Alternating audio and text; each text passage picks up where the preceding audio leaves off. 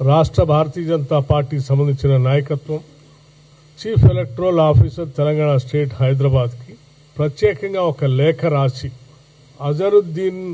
అజరుద్దీన్ గారిని రాష్ట్ర కేబినెట్లోకి కాంగ్రెస్ పార్టీ ఆలోచన మేరకు ప్రభుత్వంలోకి ఆయన మంత్రివర్గంలో తీసుకుంటున్నారు అని పత్రికల ద్వారా తెలిసింది. అటువంటి వ్యక్తిని ఇప్పుడు కేబినెట్ లోకి తీసుకోవద్దు అని చెప్పి వారు ప్రత్యేకంగా లెక్క రాశారు. సరే, హైదరాబాద్ మీద గాని ఈ రాష్ట్రం మీద కానీ దేశం మీద గాని ప్రేమ ఉన్నటువంటి ఏ వ్యక్తులైనా భారతదేశానికి పేరు ప్రఖ్యాతులు తీసుకొచ్చినటువంటి ఒక గొప్ప క్రికెట్ క్రీడాకారుడు మహమ్మద్ అజరుద్దీన్. హైదరాబాద్ బిడ్డ, మన కీర్తి పతాకాన్ని రెపరెపలాడించినటువంటి వ్యక్తి.